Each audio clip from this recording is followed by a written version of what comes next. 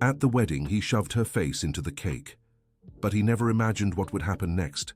Jennifer Miller never imagined the most important day of her life would turn into the moment that changed everything forever.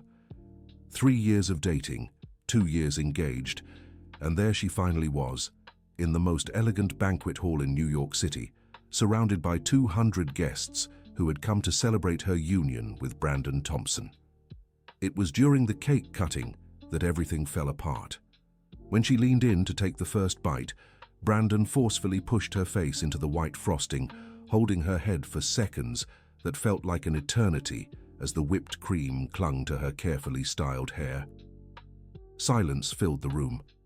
Jennifer slowly lifted her face, her veil stained with cream, tears beginning to mix with the cake crumbs sliding down the lace dress that had cost half her salary as a nurse. The photographer kept snapping away, capturing every second of the humiliation. "It was just a joke, babe," Brandon said, laughing and trying to wipe her face with his hands. "Come on, don't be like that." But Jennifer was already running toward the ladies' room, her high heels clicking against the marble floor. She could hear the nervous laughter of the guests behind her, the murmurs spreading through the hall like wildfire. "How ridiculous," whispered Barbara, Brandon's mother, to her sister-in-law beside her. "She can't take a joke. Always too serious for my son." In the bathroom, Jennifer looked at herself in the mirror and didn't recognize the person staring back. Red eyes, smeared makeup, hair ruined. How had she gotten to this point? How had she missed the signs that now seemed so obvious? The door opened and her younger sister, Ashley, rushed in. "Jen, are you okay?" she asked, handing her some tissues. "I'm fine," Jennifer lied, trying to wipe the frosting from her hair. "Like he said, it was just a joke." "That was no joke," Ashley said, closing the door behind her. "I saw how he held you. And Jen, there's something you need to know." Jennifer stopped cleaning herself and looked at her sister through the mirror. "What do you mean?" "I caught it all on my phone. I wasn't filming on purpose, but I was recording the family table when it happened." "Jen, look at this." Ashley showed her the phone. In the video, you could clearly see the moment Brandon shoved Jennifer's face into the cake. But what stood out was his expression. It wasn't playful. It was satisfaction, almost pleasure. "Did you see his smile?" Ashley whispered. "That's not normal, Jen. Dear listener, if you're enjoying the story, don't forget to like and especially subscribe to the channel. It really helps us newcomers. Now back to the story. Jennifer sat on the small couch in the bathroom, her hands shaking. She started remembering other moments. The time Brandon joked by hiding her keys when she needed to go to her night shift. The time he joked by telling everyone at the restaurant she'd gained 2 pounds. Always jokes that made her uncomfortable, but she brushed them off because he said he loved her. "Ashley, tell me something. During the time you talked before the wedding, did Brandon say anything strange about me?" Her sister hesitated. "Jen, maybe now's not the time. Tell me, please." "He said you were getting too independent since you started working at the new hospital. That marriage would put you in your place. I thought he meant living together, you know. But now..." The bathroom door swung open abruptly. Brandon walked in without knocking, wearing that smile Jennifer once found charming but now seemed fake. "What are you doing here? The party is waiting for the bride. Everyone wants to take pictures with you two." "Brandon, you can't go into the women's bathroom," said Ashley, stepping in front of her sister. "Oh, but I can, sis-in-law. I'm family now," he replied, looking straight at Jennifer. "Sweetheart, wipe that look off your face and let's go back. I'm paying by the hour, and the guests are starting to lose patience." "You're paying?" Jennifer asked slowly, standing up. "I paid for half of all this, Brandon." "Oh, right, of course. With your little nurse's salary, you paid for half of a 200-guest party," he laughed, but the sound held no joy. "Come on, Jennifer, don't embarrass me more than you already have." That was when something inside Jennifer's chest shattered. Not just her heart, but something deeper. The image she had of herself, of the relationship, of the future she'd dreamed of. "Get out," she said, her voice quiet but firm. "What did you say?" "I said get out, now." Brandon looked at the two sisters, clearly surprised. Jennifer had never spoken to him like that before. "You're being dramatic over a little cake. Wow, Jennifer, you've always been sensitive, but this is too much even for you. Get out." He huffed, but left the bathroom, slamming the door hard enough to make the mirror shake. "Jen," Ashley said softly, "what are you going to do?" Jennifer looked at herself in the mirror one more time. The dress was ruined, her makeup smeared, her hair undone. But for the first time in a long while, she could see herself clearly. "I'm going to do what I should have done a long time ago," she replied, pulling off her veil. "I'm going to respect myself." The door opened again, but this time it was Margaret, Jennifer's mother, a 67-year-old woman who had worked her whole life as a seamstress to raise her two daughters alone.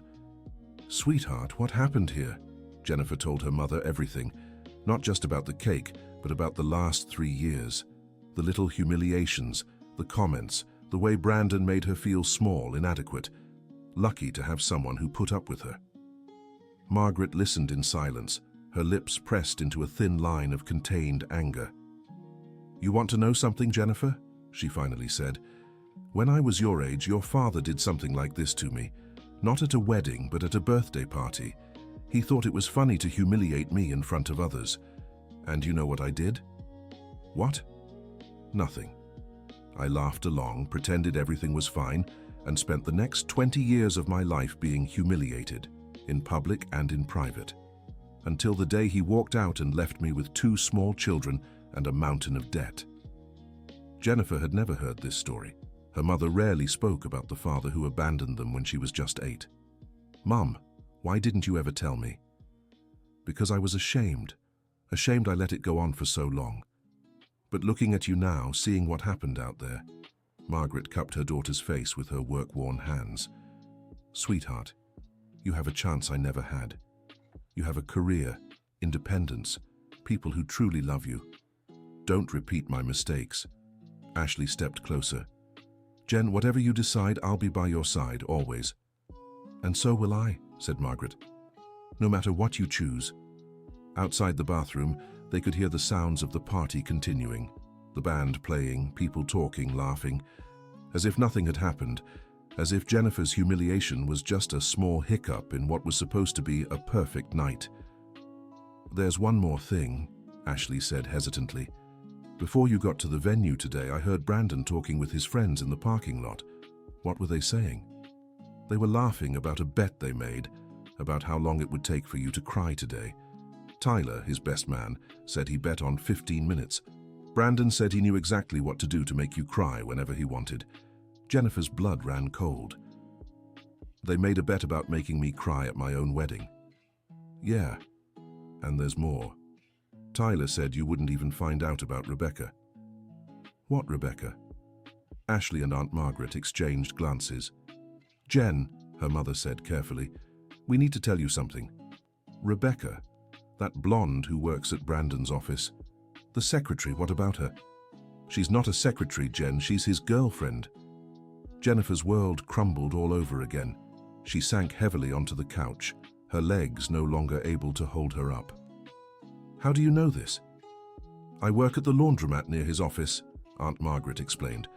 "Last week she brought in one of his dress shirts to clean. When I asked if she was his wife or girlfriend, she said they'd been together for 2 years. Said they were waiting for him to sort out some issues before going public." "2 years," Jennifer whispered. "They've been together for 2 years. Our entire engagement. We wanted to tell you sooner, but..." Ashley knelt in front of her sister. "You seemed so happy with the wedding plans, and we weren't sure." "I saw them together 3 times, Aunt Margaret continued. "Once leaving a hotel, another time having lunch holding hands, and last week she was wearing a bracelet just like the one he gave you for your birthday." Jennifer unconsciously touched the gold bracelet on her wrist. Brandon had said it was one of a kind, made especially for her. "He bought 2 identical ones," she murmured, more to herself than the others. "Honey, I know it's hard, but maybe it's better to find out now than after you're officially married." "Mom, we're already officially married. We signed the papers at the courthouse yesterday." The silence that followed was heavy as lead. "So," Ashley finally said, "what are you going to do?" Jennifer looked at the mirror one more time. This time, she didn't see a humiliated bride. She saw a woman who had worked hard for her degree, who saved lives every day at the hospital, who found the strength to support her family when needed. She saw a woman who deserved respect. "I'm going to do what I should have done a long time ago," she repeated, but this time with a determination she didn't know she had. "I'm ending this. Here, now, in front of everyone?" Especially in front of everyone. Jennifer stood up and started fixing her hair as best she could.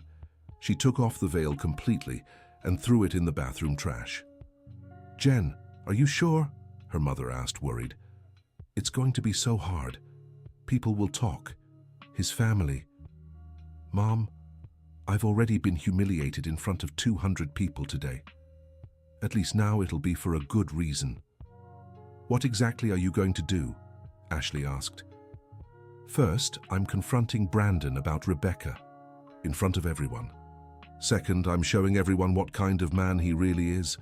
And third," Jennifer paused, taking a deep breath. "Third, I'm annulling this marriage today."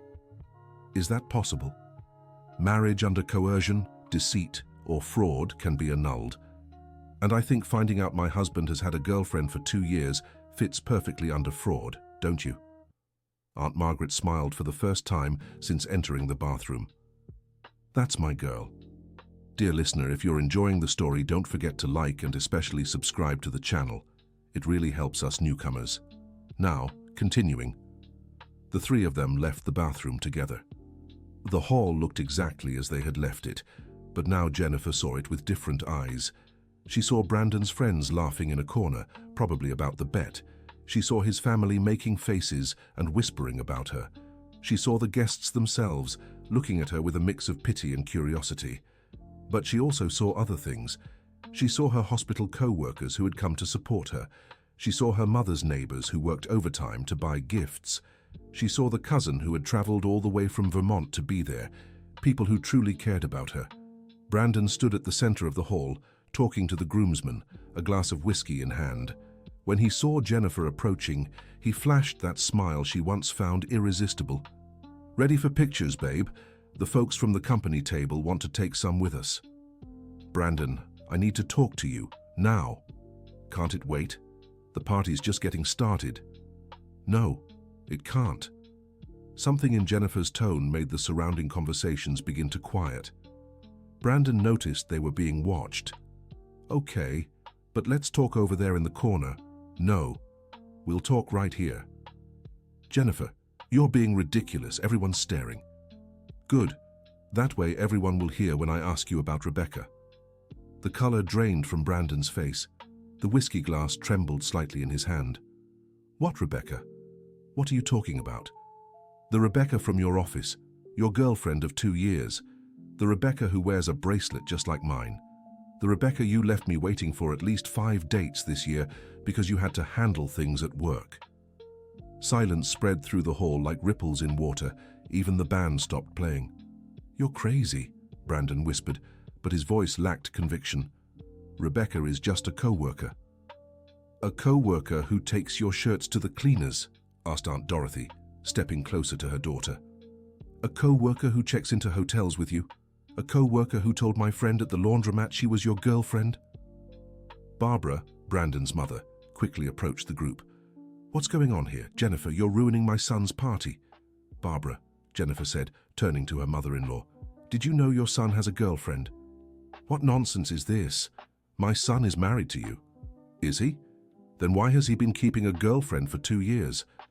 "These are lies from a hysterical woman," Brandon cut in, trying to grab Jennifer's arm. "You're embarrassing yourself." "I'm embarrassing myself." Jennifer pulled away from his touch. "Me? Who shoved my face into the cake in front of 200 people because you thought humiliating me was funny? Who made a bet with your friends about making me cry at my own wedding?" Whispers spread through the hall. Tyler, the best man, tried to hide behind other guests. "A bet?" asked Aunt Dorothy, Jennifer's aunt. "What kind of bet?" "Ask Tyler," Jennifer said, pointing at the best man. "Ask him how long they bet it would take for me to cry today." All eyes turned to Tyler, who turned red as a beet. "This is..." This is a misunderstanding, he stammered. 15 minutes, said Ashley, holding up her phone with the recording she'd made in the parking lot. You bet 15 minutes, and you said my sister wouldn't even find out about Rebecca.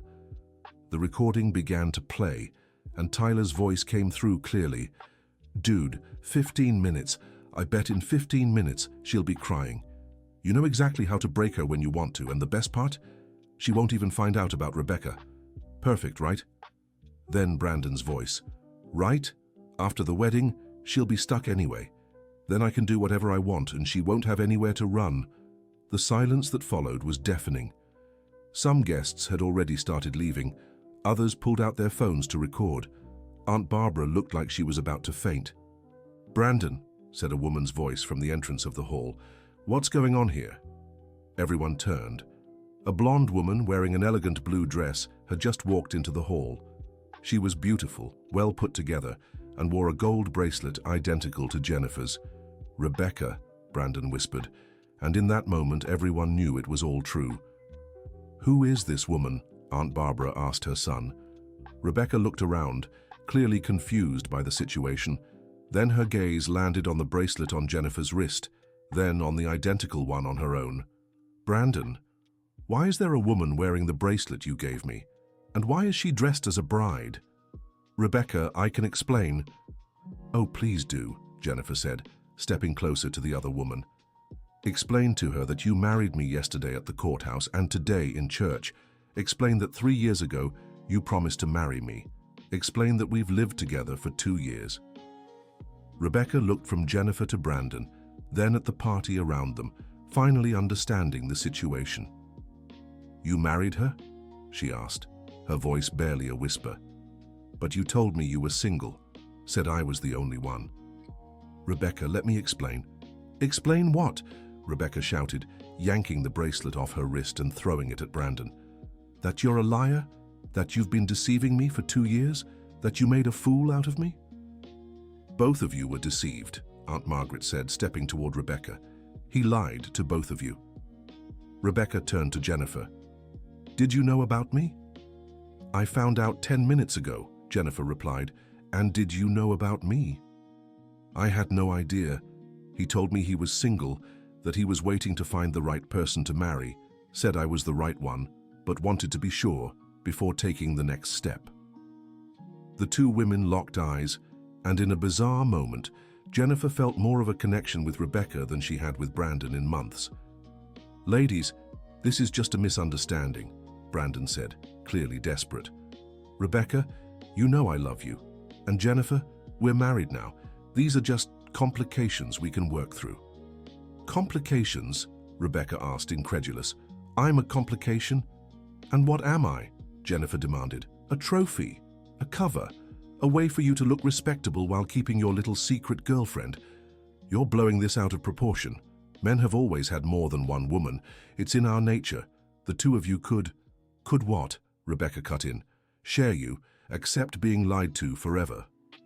Brandon, Aunt Barbara said, stepping toward her son with an expression Jennifer had never seen on her mother-in-law's face. What have you done? Mom, you don't understand. I can fix this. Fix it? Aunt Barbara looked around the hall, watching guests leave, hearing the murmurs, seeing the judgmental stares. Fix how? You humiliated this girl at the altar, lied to another for 2 years, and even made bets about embarrassing your wife at the wedding. How exactly do you plan to fix this? Mom, you always said a man should know how to lead his household. Lead, not destroy, Aunt Barbara shouted. I didn't raise you to be a liar and a coward. Dear listener, if you're enjoying the story, don't forget to like and especially subscribe to the channel. It really helps us newcomers. Now, continuing. Dr. Wilson, Jennifer's family lawyer and her godfather, approached the group. Jennifer, do you want to speak with me privately? No, Doctor. You can say it here. Everyone's already heard everything anyway. About annulling the marriage. It's absolutely possible given the circumstances. Fraud, deceit, emotional coercion. We have several legal options. Annulment? Brandon asked. You can't annul our marriage over a misunderstanding. Misunderstanding. Dr. Wilson pulled a small recorder from his pocket. I recorded the whole conversation here. Bigamy, even if unofficial, deception about marital status, emotional coercion, not to mention the public humiliation documented on video and audio. Bigamy? Asked Rebecca. He's been officially married to Jennifer since yesterday, but he's been in a relationship with you for 2 years. Technically, it's de facto bigamy. Brandon was growing paler by the minute. Doctor, how long will this process take? Asked Jennifer. With this evidence, a week, maybe 2, the marriage will be annulled as if it never existed. And will he have to pay for damages? Asked Rebecca, surprising everyone. Emotional and material damages, yes. Both of you can sue him. Both of us? Asked Jennifer. You were deceived about his marital status and his character. She was deceived about his marital status and his situation. Both of you are entitled to compensation. Rebecca turned to Jennifer. Can I talk to you in private? The two stepped away from the group. Look, said Rebecca, I know this situation is weird, but I wanted to apologize. I had no idea about you, I swear. I know, Jennifer replied, and I'm sorry too. You didn't deserve to be lied to like that. Can I ask you something? What was he like with you? At home, I mean. Jennifer thought for a moment. Controlling. Always making me feel like I wasn't good enough. Always putting me down, but in a way that made me think it was just teasing or concern. And with you? The same. Always saying I was lucky to have him, that he could have anyone but chose me, always making me compete with imaginary women for his attention. Imaginary women? Jennifer laughed bitterly. Turns out neither of us was imaginary. Do you think there are more? Considering what we found out today, I wouldn't doubt anything. The two looked at Brandon, who was now arguing heatedly with his own mother. You know what I'm thinking? Said Rebecca. What? I wasted 2 years of my life with this man. Turned down other offers, other opportunities, because I thought I was building something serious with him. And I wasted 3 years, and on top of that, I married him. But you can annul it. I can, and I will. And I'll sue him for emotional damages. The two exchanged glances, and for the first time since this all started, Jennifer genuinely smiled. You know what, Rebecca? I think we came out ahead in the end. How so? We found out who he really was before wasting even more time. Rebecca smiled too. That's true, and hey, not that it matters now, but you seem like a good person. He didn't deserve either of us. Thank you. You seem nice too. Under different circumstances, we might have even been friends. Who says we can't be friends even in these circumstances? The two laughed, and Jennifer realized it was the first time in hours she'd felt light. Ladies, Dr. Wilson said, approaching, do you want to file the report today? I can submit the paperwork on Monday. I do, Jennifer said without hesitation. Me too, Rebecca said. Can we do it together, like a joint case? Absolutely. In fact, it'll be stronger that way. Brandon walked up to the group, clearly desperate. Jennifer, please, we can talk at home. Handle this as a family. No need to involve lawyers.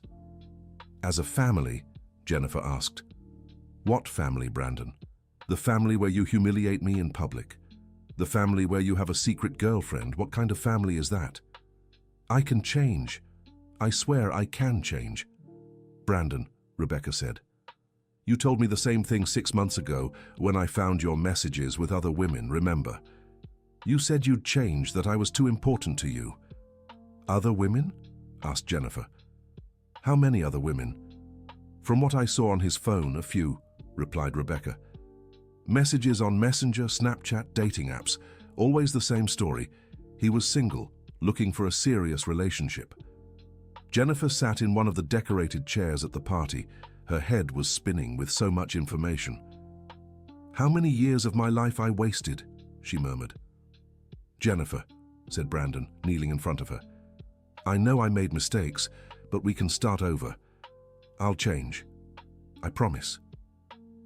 Brandon, get up, she said, exhausted. You're making a scene. I love you. I've always loved you. No, you don't love me. You don't even know me. If you did, you'd know I'd never accept being humiliated like this. It was just a joke with the cake. It wasn't just the cake. Jennifer stood up abruptly. It was you making me feel ugly when I gained weight from the anxiety meds. It was you criticizing me for working too much when I was trying to save for our wedding. It was you making me feel like I owed you gratitude for being with me. It was you making me believe I'd never find anyone else if I lost you. You won't find anyone better than me, said Brandon, and the mask finally fell completely. What do you think you are, a princess? You work at a hospital, earn peanuts, don't even have a college degree. Enough, said Aunt Margaret, stepping between her son-in-law and her daughter. Enough of this disrespect. Aunt Margaret, stay out of this. I will not, the older woman shouted, surprising everyone with the strength of her voice. My daughter became a nursing technician working days and studying nights. My daughter saves lives every day. My daughter paid for half this party with her own money. And you have the nerve to say she's worthless? Mom, Jennifer tried. No, honey, let me speak. Aunt Margaret turned to Brandon again. My daughter is worth more than you'll ever be. She has character, dignity, and love in her heart. You only have lies and cowardice. You'll regret talking to me like this, Brandon threatened. Are you threatening me, boy? Asked Dr. Wilson, stepping forward. In front of 200 witnesses, Brandon realized he'd dug himself into deeper trouble. I didn't threaten anyone, I just said, I recorded everything, said Ashley, holding up her phone. Threats to Aunt Margaret, threats to my sister, public humiliation. I've got it all. How long have you been recording? Asked Rebecca. Since the bathroom.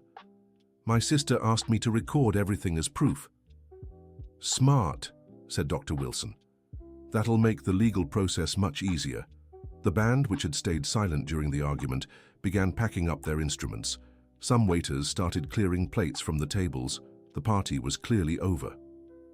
Everyone, said the venue manager nervously, maybe it's best we call it a night. Some guests are feeling uncomfortable. Of course, said Jennifer. Dr. Wilson, can you help with the venue contract issues?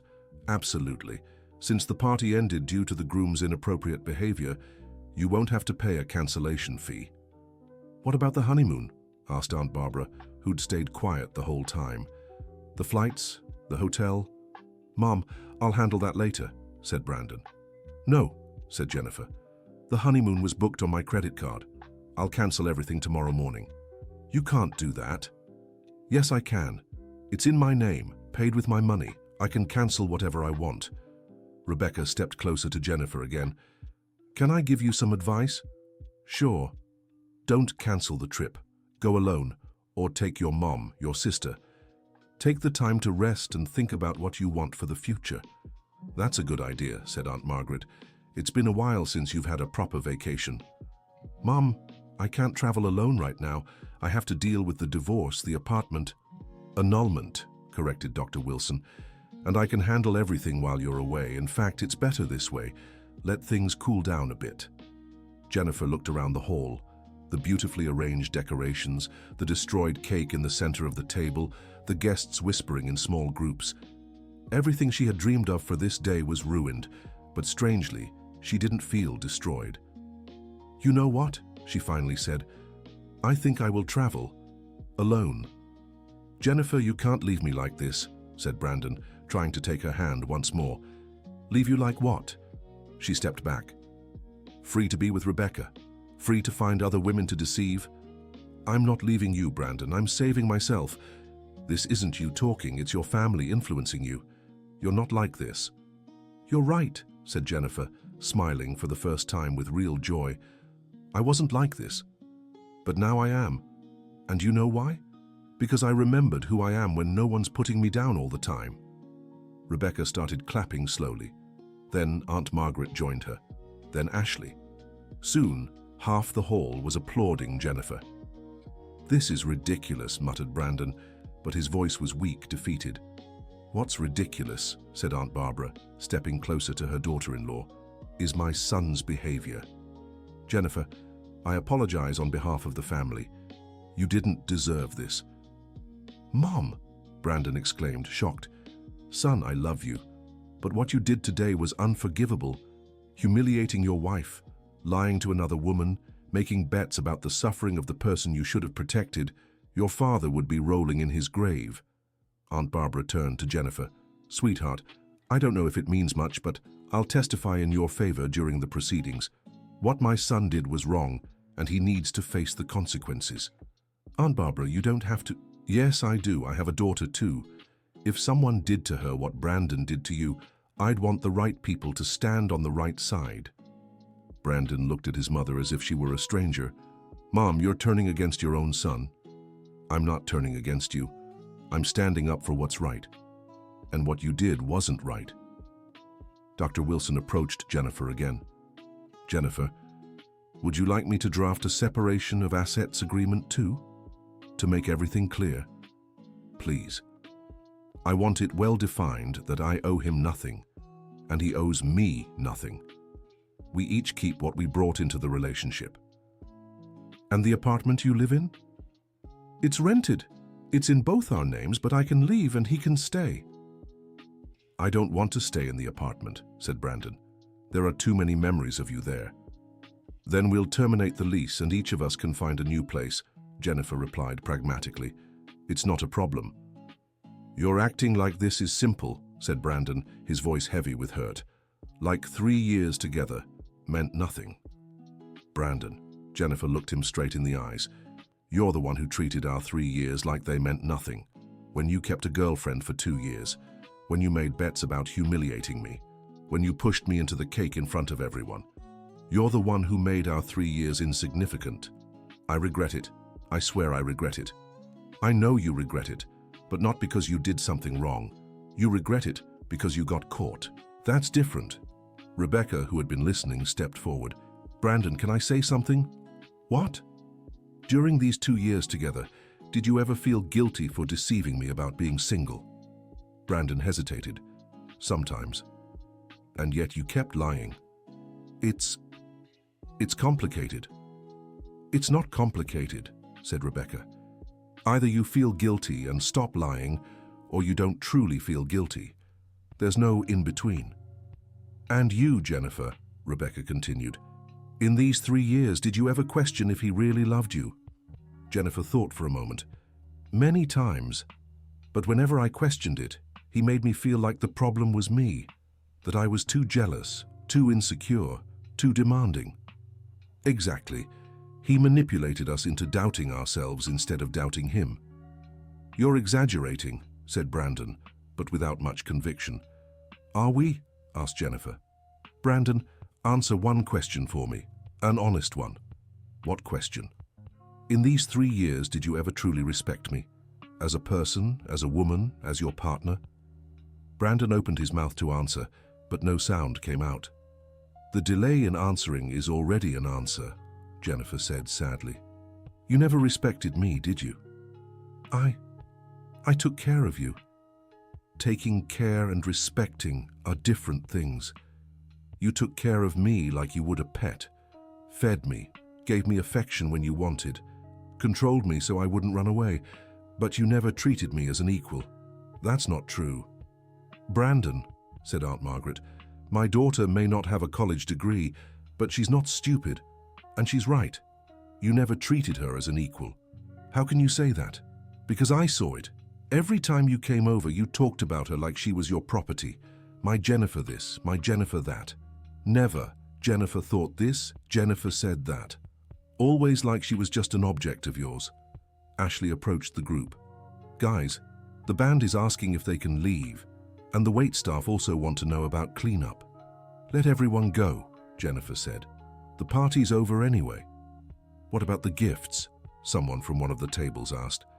Jennifer looked at the table full of wrapped presents. Things for a home she and Brandon wouldn't share. Kitchenware for meals they wouldn't cook together. Decor for a life they wouldn't build. The gifts stay here for today, she said. Tomorrow I'll come pick them up and return them to whoever gave them. People deserve to get back what they gave in good faith. You don't have to return them, said Aunt Dorothy. People gave them out of love. That's exactly why I'm returning them. You gave them out of love for a marriage that doesn't exist anymore. It's not fair for you to lose out because of his lies. What if people don't want them back? Then I'll donate them to a charity. for couples who are actually starting a life together with real love. Rebecca smiled. You're a good person, Jennifer. He really didn't deserve you. Thank you, you are too. We were just in the wrong place with the wrong person. Are you all going to stop talking about me like I'm not here? Brandon said, irritated. Brandon, said Dr. Wilson, maybe it's best if you go home, let things cool down a bit. I'm not leaving my wife here with you all filling her head. Ex-wife, Jennifer corrected. In a week, I'll officially be your ex-wife. And I'm not your wife at all, Rebecca said. Never was, never will be. Brandon looked around and realized he was alone. Even his own mother was on the other side. This is a conspiracy, he muttered. You all planned this. Planned? Ashley asked, incredulous. How could we have planned you shoving my sister into the cake? How could we have planned you having a secret girlfriend? How could we have planned you making bets about humiliating your own wife? You recorded everything, filmed everything, as if you knew what was going to happen. We recorded and filmed because you did things that deserved to be recorded and filmed, said Aunt Margaret. If you had behaved like a decent husband, there would have been nothing to record. And you know what's saddest? Added Jennifer. We didn't even have to plan anything. We just had to give you enough rope to hang yourself. Tyler, the best man, who had stayed quiet since the audio was discovered, stepped forward timidly. Brandon, maybe it's best if we just leave. Let the dust settle. Now you say that, Tyler, after dragging me into this whole mess? Dude, I didn't drag you into anything. You did that yourself. I just went along with it. Went along with what? This was your idea. You're the one who suggested the bets. I suggested them, but you're the one who agreed. And more than that, you're the one who brought Rebecca into it. I didn't even know you had a girlfriend. Rebecca turned to Tyler. Did you know he was married?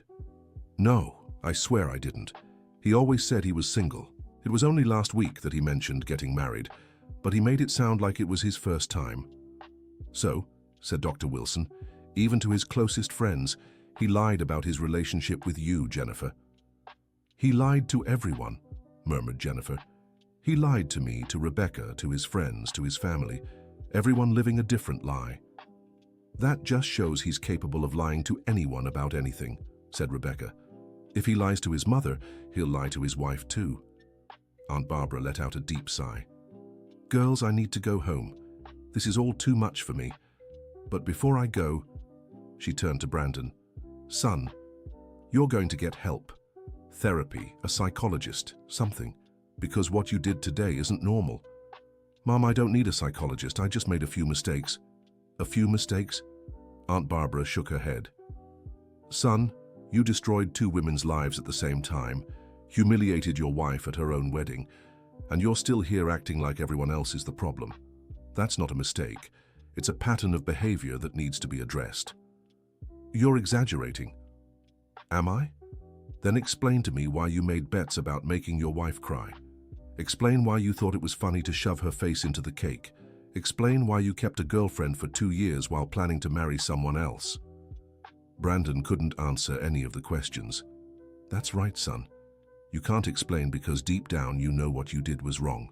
And if you can't explain it to yourself, imagine trying to explain it to anyone else. Aunt Barbara picked up her purse and headed for the door. Jennifer, Rebecca, she said, pausing at the door, you both deserve real men, men who treat you with respect and kindness. Don't give up on finding that just because you crossed paths with my son. And with that, she walked out of the room, leaving a heavy silence behind. Even my own mother abandoned me, said Brandon, more to himself than anyone else. She didn't abandon you, Jennifer said softly.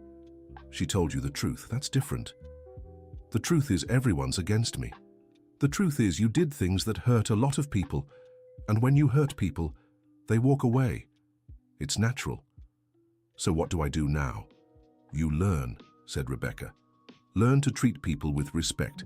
Learn to be honest. Learn to handle frustration without humiliating others. And how do I do that? By getting professional help, said Dr. Wilson. A psychologist, a therapist, someone who can help you understand why you act this way. And if I get help? Brandon looked at Jennifer. Would you consider giving us a second chance? Jennifer stared at him for a long moment. She saw the man she had dreamed of building a family with, the man to whom she had given 3 years of her life, the man who had just shattered her dreams in a single night. Brandon, she finally said, I sincerely hope you seek help and become a better person, not for me but for yourself, and for all the people who will cross your path in the future. Does that mean you forgive me? It means I won't carry anger toward you for the rest of my life. But forgiving doesn't mean forgetting, and it definitely doesn't mean giving second chances. Why? If I change, if I improve, because some things can't be undone, Brandon. Because trust, once broken like this, can't be repaired. Because I deserve to be with someone who loves and respects me from day one, not someone who needs to learn to respect me after destroying me. But we built a life together. No, Jennifer said, shaking her head. We built an illusion together, the real story I discovered today. And it's not one I want to keep living. Brandon stayed silent for a few minutes. When he spoke again, his voice was different, quieter, less defensive. I really messed everything up, didn't I? You did, Jennifer confirmed. But now you have the chance not to mess up again, with anyone else. And you? What will you do now? Jennifer looked around the half-empty hall. She looked at her mother, who had sacrificed so much to be there, at her sister, who had always supported her, at the friends who had come to celebrate with her, at Rebecca, who could have been an enemy but became an unexpected ally. I'm going to live, she said, smiling for the first time since the nightmare began. I'll travel, I'll go back to work, I'll rebuild my life, I'll remember who I am when no one's tearing me down. What if you end up alone? Better alone than in bad company. What if you never find anyone else? Rebecca stepped closer and wrapped an arm around Jennifer's shoulders. She will, she said confidently, because now she knows what not to accept. And when you know what not to accept, it's easier to recognize what's worth it. Exactly, agreed Aunt Margaret. My daughter learned her worth today, and those who value themselves attract people who value them too. Dr. Wilson approached the group with a folder in hand. Everyone, I've brought some preliminary documents. Jennifer, if you'd like to sign today, we can file the paperwork first thing tomorrow. What do I need to sign?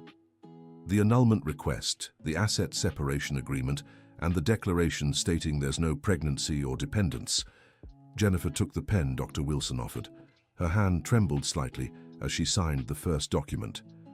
Are you sure? Brandon asked one last time. Absolutely, she replied without pausing. When she finished, Dr. Wilson placed the documents back in the folder. All set. On Monday, I'll file everything. In a week, 2 at most, you'll officially be single. Thank you, Doctor. Rebecca, would you like to file for emotional damages jointly or separately? Jointly, if possible. I think our situations are pretty connected. Perfect. Can you both come to my office on Tuesday to finalize the details? We can, they answered in unison, then laughed at the synchronicity. Tyler approached hesitantly. Brandon, you coming with me? I'll give you a ride. Brandon looked at Jennifer one last time. I'm sorry, he said, for everything. I know, she replied, and I hope you truly mean it, because that's the only way you'll change. Goodbye, Jennifer. Goodbye, Brandon. The 2 men left the hall, leaving only the women and Dr. Wilson behind. Now what? Ashley asked. Now we go home, said Aunt Margaret. My daughter needs to take off that dress, take a shower, and start planning her future. Mom, thank you, said Jennifer, hugging her mother, for standing by me. Sweetheart, I'll always stand by you when you're right, and today you were more right than ever. Rebecca approached the 2. Jennifer, I know this might sound strange, but can I give you my number? Not romantically, obviously, she laughed. But I feel like we could be good friends. We went through the same thing, you know. I was going to ask you the same thing, Jennifer smiled. I think we can help each other get through this. And I'd really love to hear about the solo trip you're planning. Maybe I'll take one too. You can come with me if you want. The tickets were for 2 people anyway. Rebecca looked surprised. Really? You'd invite me on the honeymoon that was supposed to be with him? Why not? Better with a new friend than a fake husband. The two laughed, and Aunt Margaret smiled as she watched her daughters find joy in the midst of so much pain. "Girls," said Dr. Wilson, "would you like me to call you a cab?" "Thank you, Doctor, but I have my car," said Rebecca. "I can give you all a ride if you'd like." "I'll take it," said Jennifer. "I don't feel like driving today." As they left the venue, Jennifer looked back one last time. The destroyed cake was still at the center of the main table, a perfect symbol of what had happened that night. Something that should have been sweet and celebrated had turned bitter and destructive. But strangely, she didn't feel destroyed. She felt free. "You know what?" she said to Rebecca as they walked to the parking lot. "What?" "I think he did us a favor today." "How so?" "If he hadn't pulled that crazy stunt with the cake, I might never have found out about you. And if I hadn't found out about you, I might have spent years being lied to." "That's true. And if you hadn't confronted him, I might have kept being lied to too." So, in the end, the humiliation of the cake saved us from a much bigger humiliation. The humiliation of living a lie for the rest of our lives. Exactly. The 4 women got into Rebecca's car. On the way to Jennifer's house, they talked about everything. The signs they'd ignored, the dreams they'd need to rebuild, the lessons they'd learned. "Girls," said Aunt Margaret from the back seat, "you know I'm 67, right?" "We know, Mom." "Then you'll listen when I say this. What happened today was terrible, but it was the best thing that could have happened." "How so, Aunt Margaret?" asked Rebecca. "Because you found out who he really was before wasting more time, before having kids with him, before sharing property with him, before being too old to start over." "You're right," said Jennifer. "Imagine if I'd found out 10 years from now, with little kids, having given up my career." "Exactly. You're still young, beautiful, smart, hardworking. The world is full of possibilities for both of you." When they arrived at Jennifer's house, she turned to Rebecca. "Do you want to come in? Have some coffee? Talk a little more?" "I'd love to, but I think you need time with your family today. But tomorrow, if you want, we can meet up to talk about the trip." "Perfect. I'll message you tomorrow." "Rebecca," said Aunt Margaret, "thank you for supporting my daughter today. You could have turned against her, but you chose to stand by what was right." "Aunt Margaret, women have to support women, especially when we've been lied to by the same man." After Rebecca left, Jennifer, Ashley, and Aunt Margaret went inside. The small room looked exactly as Jennifer had left it that morning, full of anticipation for the most important day of her life. "Jen," said Ashley, "do you want me to help you take off the dress?" "Yes. This dress cost me way too much to let it get ruined with cake crumbs." "Are you going to keep it?" "I don't know yet. Maybe I'll donate it to a bride who can't afford one. Turn something sad into something happy for someone else." "That's really sweet of you." As Ashley helped Jennifer out of the dress, Aunt Margaret was making tea in the kitchen. "Jen," she called from the kitchen, "are you hungry? I can make some sandwiches." "I am, Mom. I haven't eaten anything since this morning." "I figured. Brides are always too nervous to eat on their wedding day." "Mom," Jennifer said, appearing in the kitchen in her robe, "thank you for everything today. For standing up for me, for supporting me, for telling me the truth about Dad. Honey, it was hard to talk about your father, but seeing you in the same situation I went through, I couldn't let you make the same mistakes." "Why did you never tell me about the humiliation?" "Because I was ashamed. Ashamed I had accepted it. Ashamed I had been weak. Ashamed I hadn't fought back." "Mom, you weren't weak. You were a victim." "Maybe. But for a long time I blamed myself. I thought if I'd been a better wife, a better woman, he wouldn't have treated me that way. And now? Do you still blame yourself?" "No. Seeing what happened today, seeing Brandon do the same things your father did to me, I realized the problem was never me, the problem was them." Ashley joined the two in the kitchen. "Did you know I never liked Brandon?" "Really?" Jennifer asked, surprised. "You never said anything." Because it wasn't my place, but he always gave me the creeps. He always treated you like you were his property. You could have warned me. Jen, you were in love. If I'd said anything bad about him, you would have thought I was just jealous as the younger sister. You had to see for yourself who he really was. And I did. Today. You did. And honestly, I've never been prouder of you than I am today. Why? Because you stood up for yourself. Because you didn't back down. Because you showed you have dignity and self-respect. The three of them talked late into the night. They spoke about the future, about Jennifer's plans, about the changes ahead. They talked about relationships, about red flags, about the importance of staying independent even when in love. Jen, Aunt Margaret said as they were getting ready for bed, do you think you'll ever be able to trust another man? Honestly, Mom, not right now. Right now, I just want to focus on myself. But I believe someday when I meet someone who truly values me from day one, I'll be able to trust again. How will you know he really values you? By how he treats me when he's angry, by how he talks about me to others, by how he reacts when I achieve something, by the little everyday gestures of respect. You learned a lot today. I did. Mostly I learned it's better to be alone and happy than with someone and diminished. The next morning, Jennifer woke up with a strange feeling. For a moment, she thought it had all been a nightmare. But then she saw the wedding dress hanging on the chair, still stained with cake, and reality came rushing back. Yet reality didn't seem as terrible as she'd expected. In fact, for the first time in a long while, she felt at peace. The phone rang. It was Rebecca. Good morning, Jennifer. How are you? Good morning. I'm okay. Better than I thought I'd be. That's good. Listen, I've been thinking about our conversation yesterday. About the trip. And? Did you mean it about inviting me to come along? I did. Would you like to? I'd love to. But I insist on paying my share. Rebecca, you don't have to. The tickets are already paid for. No, Jennifer, I insist. I want this trip to be ours, not a trip that should have been his, you understand? I do. And I agree. It'll be so much better this way. Perfect. Can I stop by this afternoon so we can sort out the details? Of course. And Rebecca? Thank you for everything. Thank you. I feel like I found a true friend in the middle of all this mess.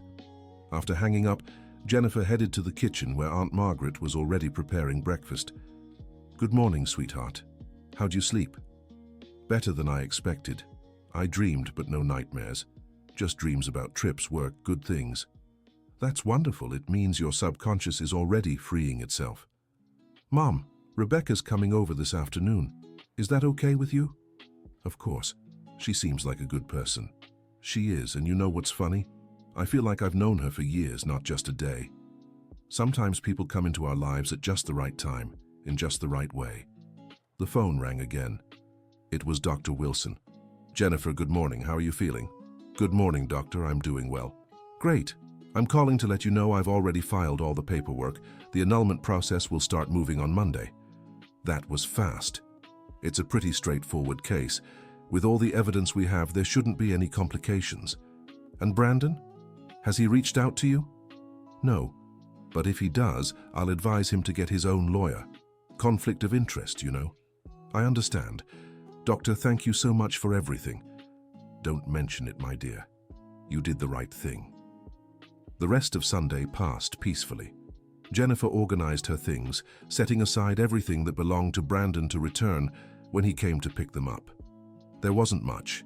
He always kept most of his belongings at his mother's house, to save space, he'd say. That afternoon, Rebecca arrived with a notebook and a stack of printouts. Look at this, she said excitedly. I researched everything about your honeymoon destination. New York City, the actual city, not the countryside. There's so much to do. I didn't even know what Brandon had planned. He said it was a surprise. Well, you're in for one. Check this out. He booked a basic hotel downtown. 2 days, only breakfast included. That's it? Jennifer looked at the papers. But I paid $4,000 for this trip. Exactly. And here are the receipts I managed to track down. The hotel cost $800. The rest of the money, well, I have a theory. What theory? He used the rest to pay for other things, maybe even to take me or other women to nicer places. Jennifer felt a stab of anger, but it quickly turned to relief. You know what, Rebecca? I'm not even going to stress about it. He did me a favor without realizing it. How so? If he'd planned a good trip, I'd feel guilty changing the plans. This way I can do whatever I want with no regrets. Exactly. And look what I found. Rebecca showed more papers. With the money you paid, we can do a much better trip. Luxury hotel, cultural tours, nice restaurants, or we could take 2 smaller trips to different places. Or that. The possibilities are endless. Aunt Margaret approached with coffee and cake. Girls, can I make a suggestion? Of course, Mom. Why don't you take a self-discovery trip, like a retreat, somewhere to relax and think about the future? Not a bad idea, Rebecca said. I've really needed time to reflect on what I want from life. Me too. These 3 years with Brandon made me forget who I am when I'm not trying to please someone. Then it's settled, Rebecca said. A self-discovery and friendship trip. Perfect. They spent the rest of the afternoon planning the trip, but also talking about their lives, their dreams, their fears. Jennifer discovered that Rebecca had a degree in business administration, but was working a job she hated because Brandon had convinced her it was safer than pursuing her dream of opening her own consulting firm. He did the same thing to me, said Jennifer, always discouraging me from taking courses, from seeking promotions, said I should focus on the family we were going to build. Exactly. And when I talked about financial independence, he said women who think too much about money don't know how to be feminine.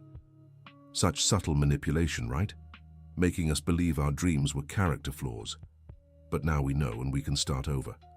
True, Rebecca, can I ask you something? Of course. Do you plan to open that consulting firm? You know, after yesterday, I'm seriously considering it. What about you? Planning to take any courses?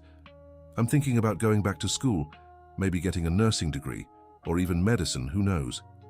Why not? You have the time, the smarts. Yeah, I really do, don't I? On Monday morning, Jennifer returned to work at the hospital. Her colleagues already knew everything. The story had spread quickly through the messenger groups. Jen, said Sarah, her supervisor, how are you holding up? I'm okay, sir, better than I expected. That's good. And listen, if you need a few days off to sort out the legal stuff. Thanks, but I'd rather work. It keeps me distracted and reminds me what I'm good at.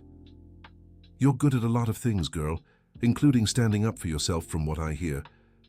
During lunch, Jennifer got an unexpected call. It was Brandon. Hi, Jennifer. Hi. How are you? Fine. And you? I'm not okay. Haven't slept at all these past 2 nights. Kept thinking about everything that happened. That's normal. It was a lot to process. Jennifer, I wanted to apologize. For real this time. Okay. And I wanted to tell you, I found a therapist. Starting sessions this Thursday. That's good, Brandon. Honestly. I also wanted to say I ended things with Rebecca. Brandon, you had nothing with Rebecca to end. You lied to her for 2 years. Yeah. You're right. Pause. Jennifer, do you think once I'm better, once I work through my issues, we could talk about... Brandon, Jennifer gently interrupted. I truly hope you get better, but not for me, for yourself, and for all the people who'll be part of your life in the future. But we're over, Brandon, and it's better this way. Are you sure? I am. And you know why? Because I remembered how good it feels to wake up without fear of being humiliated. How good it feels to talk about a dream without someone discouraging me. How good it feels to be myself without having to apologize for it. I never meant to make you feel that way. I know you didn't mean to consciously, but you did. And now I know what it's like to live without that, and I don't want to go back. After hanging up, Jennifer felt even lighter. The conversation with Brandon had confirmed what she already knew. She'd made the right decision. On Thursday, she and Rebecca met at Dr. Wilson's office to finalize the last details of the legal proceedings. Girls, said the lawyer, I have good news. The annulment was approved and should be finalized next week. And Brandon didn't hire a lawyer to defend himself, so there won't be any complications. What about the emotional damages case? Asked Rebecca. That'll take a bit longer, but your chances of winning are very good. We have audio, video evidence, and multiple witnesses. How much do you think he'll have to pay? Asked Jennifer. Hard to say exactly, but considering the public humiliation, psychological harm, wedding expenses, I'd estimate between $15,000 and $20,000 for each of you. Wow, said Rebecca. That's a lot of money. It's the price of humiliating two women at once, said Dr. Wilson. And it'll serve as a lesson for him to think twice before doing it to anyone else. Doctor, said Jennifer, if I get this money, I want to donate half to an organization that helps women in domestic violence situations. That's beautiful, Jennifer, said Rebecca. Can I do the same? Of course. I'll recommend some reputable organizations for you both. A week later, just as planned, the annulment of the marriage was finalized. Jennifer was officially single again. To celebrate, she and Rebecca decided to host a special dinner. They invited Aunt Margaret, Ashley, and Sarah from the hospital. A toast, said Aunt Margaret, raising her wine glass, to my daughter's courage for choosing self-respect over the fear of being alone. To discovering that loneliness and solitude are two different things, added Rebecca. To the friendship born from the most unlikely situation, said Ashley. To the second chance life gave both of you, said Sarah. And to the certainty that the best days are still ahead, said Jennifer. 2 months later, Jennifer and Rebecca were at a spa in Vermont, taking the self-discovery trip they'd planned. You know what's funny? Said Rebecca, lying on the poolside lounge chair. What? If someone had told me 3 months ago that I'd be on vacation with my ex-boyfriend's ex-wife and that it'd be one of the best experiences of my life, I would have laughed in their face. Me too. But you know what's even funnier? What? I was talking to Ashley yesterday, and she told me she's never seen me as happy as I am now. Really? Really? And she's known me for 28 years. It's because you're finally being your true self for the first time in forever. Exactly. And so are you. True. Actually, I have some news to share. What news? I turned in my resignation last Monday. Rebecca, seriously, what are you going to do? I'm starting my own consulting business. I already have a few interested clients. That's wonderful. I'm so proud of you. What about you? Decided on college? I have. I'm taking the SAT this year and applying to med school next year. Med school, what a beautiful dream. Yeah, and if I don't get in, I'll try for nursing instead. But the important thing is, I'm going for it. I won't let anyone convince me my dreams are too big for me anymore. Neither will I. You know what we should do? What? We should write letters to our future selves. For a year from now. About how we're feeling, our plans, our hopes. I love that idea. And a year from now we'll meet up to read them together. Perfect. An annual reunion for friends who met in the worst way possible but built the best friendship possible. Speaking of which, said Jennifer, smiling, I have a confession. What confession? I thank Brandon every single day. What do you mean? He did me the biggest favor of my life without even knowing it.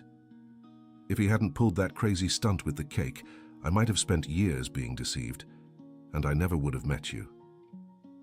That's true, and I thank him too for showing his true colors before it was too late.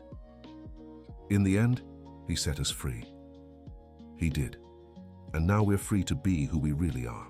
That night, the two wrote their letters to the future. They wrote about dreams, plans, fears, and hopes. They wrote about the importance of true friendship and self-love. They wrote about the courage to start over. 6 months later, Jennifer received her SAT results. She'd passed with an excellent score, high enough to apply to the Federal University's med school. Rebecca's consulting business was thriving, with several clients and plans for expansion. The two would meet at least once a week for dinner and talk about life. During one of these dinners, Ashley arrived with some news. Jen, you won't believe what I heard today. What? Brandon got married. Jennifer nearly choked on her wine. What do you mean he got married? It's only been 8 months since we split. I know. And guess who told me? Rebecca. Which Rebecca? Asked the other Rebecca, confused. No, not you. Another Rebecca. The one who worked at the courthouse where you got married. She said he showed up there last week with some new girl, super young, to schedule the wedding. Wow, said Jennifer, genuinely surprised. Poor girl. Aren't you angry? Ashley asked. Angry? Why? I feel sorry for him.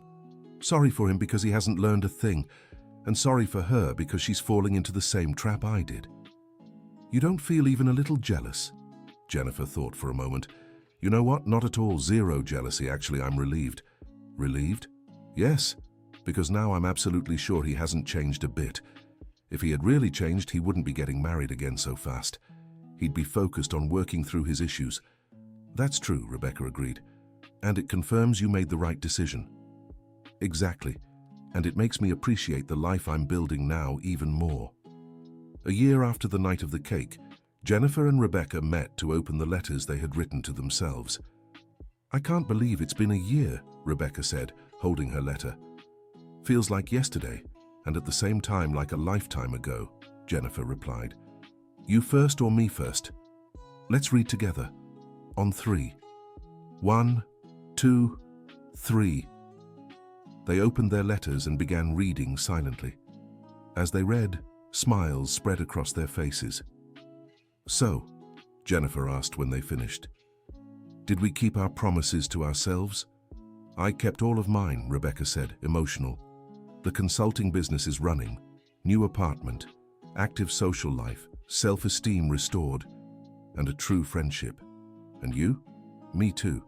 Passed the SAT, started college, switched jobs to have hours that fit my studies, made peace with myself.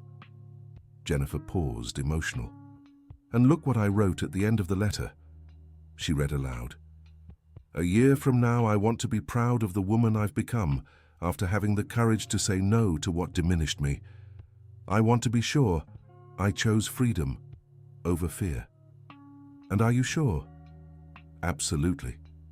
And you? Me too. You know what's the most amazing part? What?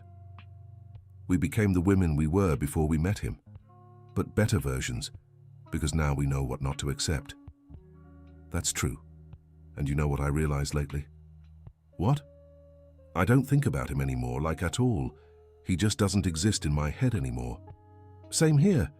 It's like that phase of life was just a detour. A bad detour, but one that led us to the right place in the end. Exactly. And I love where I am now. Me too. That night, the two made a new toast. No longer to liberation, but to rebuilding. No longer to the end of something bad, but to the beginning of something good. And so, 2 years after the night that changed their lives forever, Jennifer was graduating from medical school and Rebecca was expanding her consulting business to other cities. Both had found love again, but with men who respected them from day one. Men who celebrated their achievements instead of diminishing them. Men who saw them as partners, not property. But more important than that, they had learned to love themselves first, to respect themselves, to never accept less than they deserved. And every time one of them went through a tough moment, they remembered the night of the cake. They remembered how a humiliation had turned into liberation. She remembered how the worst day became the first day of a better life. Their friendship became legendary among the people who knew them. It was impossible to talk about one without mentioning the other. They were living proof that women should support women, that pain can be turned into growth and that it's never too late to start over. And Brandon? Brandon remained Brandon. He married and divorced twice more in the following years, always following the same pattern: initial charm, gradual control, public humiliation, the end. Until one day, years later, he ran into Jennifer by chance on the street. Jennifer, wow, you look amazing. Hi, Brandon. Thank you. You look different, more beautiful, more, I don't know, more alive. That's because I am alive, truly this time. Listen, I never properly apologized for what happened that night. I was going through some issues. Brandon, Jennifer gently interrupted him, you don't owe me an explanation. That was a long time ago. But I want you to know, I've changed. I went to therapy, worked on my problems. That's good, honestly. And I wanted to say you were right, about everything. And if I could go back in time. But you can't, and I wouldn't want you to. What do you mean? Because if you hadn't done what you did that night, I might never have discovered how strong I am. Never met my best friend. Never chased my dreams. Never learned to truly love myself. Brandon fell silent for a moment. So, you're thanking me for humiliating you?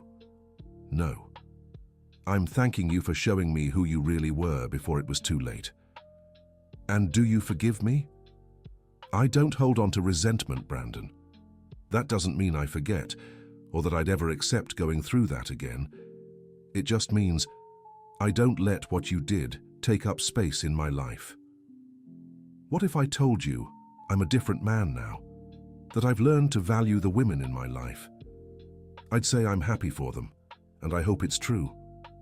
Jennifer, do you think maybe we could... Brandon, I have a life now, a life I love, with people who love and respect me. I wouldn't trade that for anything. Not even for a second chance with someone who's really changed. Especially not for that, because I've learned that real love doesn't need a second chance. Real love gets it right the first time. With that, Jennifer said goodbye to Brandon for the last time.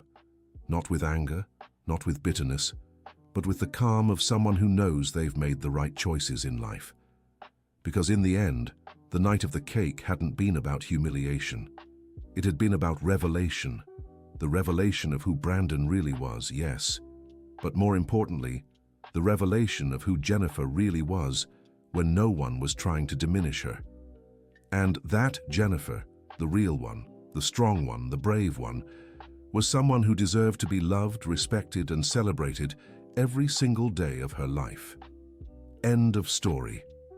Now tell me, what did you think of Jennifer and Rebecca's story? Do you think they made the right choice? Have you experienced anything similar in your own life or the lives of people close to you? Share your honest thoughts in the comments. Don't forget to like if the story moved you, and most importantly, subscribe so you don't miss other inspiring stories like this one.